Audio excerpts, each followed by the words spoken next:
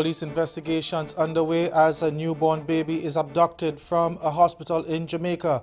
And in sport, questions about why West Indies cricket icons have not been considered for the men's head coach position. I'm Ricardo Roberts and this is Caribbean in 10 for Thursday, January 10, 2019. I'll be back with the details after the break.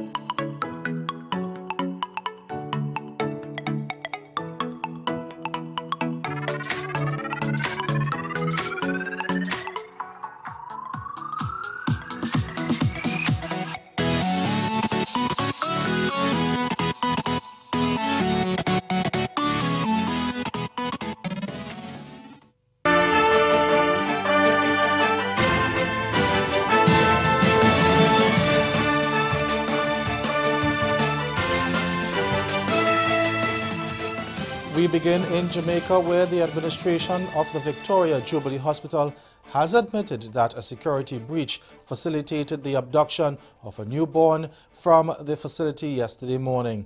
The baby was discovered missing about 5 o'clock. Hospital administration said 2 security guards were stationed at different points on the ward, but when a nurse went to report that the child was missing, the guard at the exit was not at his post. Chief Executive Officer of the Victoria Jubilee Hospital, Colleen Wright, explained that no mother is allowed to leave the facility with a baby unless she has a discharge slip, which should coincide with the armbands that she and the child are wearing. From reports I'm getting, when the nurse went to report to the security that the baby was missing, the security was not at the post at that time. The baby is given 2 bands. The mother has 1 armband. The baby has an armband on the hand and 1 on the foot. So that is the first thing. When you are being discharged, you are given a discharge slip. So if you go to the security without your discharge slip, you cannot leave the hospital. You will be sent back and you would be given your discharge slip so that you can leave. The other thing is that at that hour in the morning, we would not be discharging. So checks are made of the various floors to see if there were any persons who were missing, adults who were missing or so on, and no one was found to be missing. Republic Financial Holdings Limited has given assurances that it will welcome all of Scotiabank's staff into the Republic Group following the acquisition of the Canadian Bank. This would increase its staff complement to 6,000. The group gave the commitment during talks with St. Kitts Prime Minister Dr. Timothy Harris and representatives of Scotiabank yesterday. Principal advisor at Advice Financial Company Limited, Ian D'Souza, gave assurances that Scotiabank staff would not be affected in any way and their remuneration will remain whole. Chairman of Republic, Ronald Harford, anticipates an increase in profits post-acquisition from $198 million to $270 million. Scotiabank's Senior Vice President of International Banking, Brendan King, said it is important to ensure there is no disruption of any kind.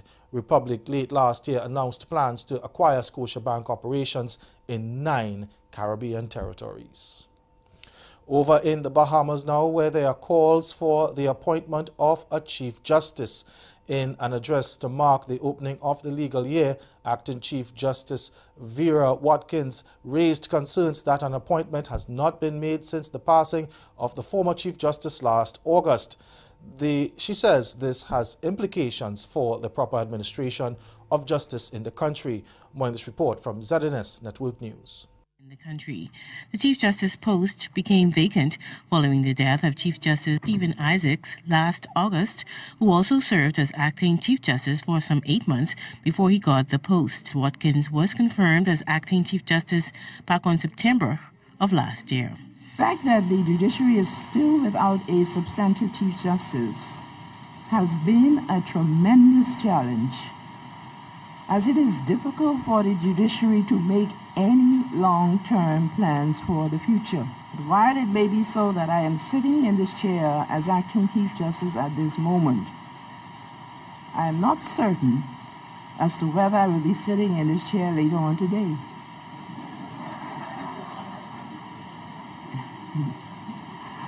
I am not certain as to whether I will be sitting in this chair tomorrow morning, in the proverbial chair, as the result of the tenuous position in which I find myself.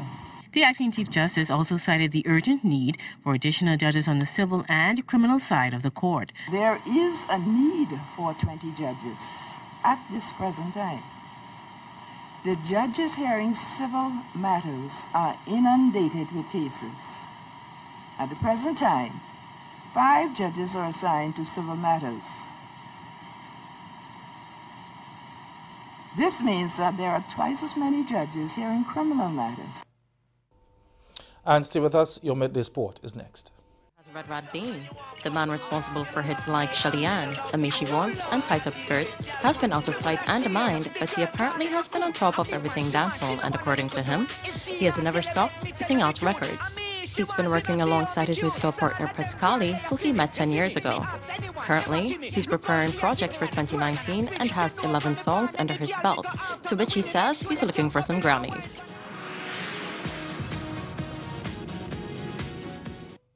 You're watching Caribbean Vibrations TV, and we're here at the beautiful Petition Hill development, speaking with the executive chef of Belmont Farm, Chef Christophe. How are you doing today? Very well, thank you. First of all, I want to say thank you so much for that amazing spread that you gave to us. Everything is so fresh, so natural. Tell us about the farm program you guys have here. Well, it's really based on the ingredients that are grown on the farm. So we base all the menu around what's available seasonally around the farm.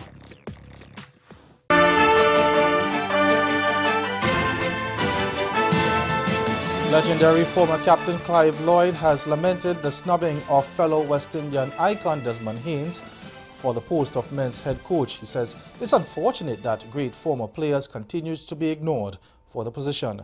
Now, speaking in the wake of the controversial appointment of Englishman Richard Pybus, Lloyd said the Cricket West Indies had tried foreign coaches over the years without much success and needed to tap into the talent of homegrown stars. He added, quote, "What I would like to see in the future of our cricket is people like Gordon Greenidge, who has coached all over the place, and Desmond Haynes.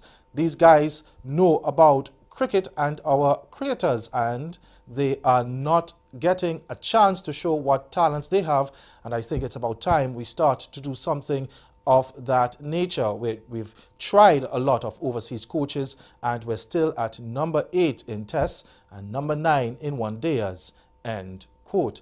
Now, Haynes was one of several regional coaches identified by Director of Cricket Jimmy Adams to fill the post left vacant by the resignation of Australian Stuart Law. And staying with cricket, Trinidad and Tobago Red Force captain Dinesh Ramdin has been fined for breaching the code of conduct in the third round of matches, which ended on Monday in the regional 4-day championship. A release from Cricket West Indies said that the wicketkeeper batsman breached paragraph 1.2 of the code of conduct by showing dissent at an umpire's decision when he raised his hands in the air in a show of obvious disappointment after being adjudged LBW in the 32nd over of the Red Force's second innings. That's Caribbean in 10. Join us again at 6:30 for Caribbean Newsline. Good afternoon.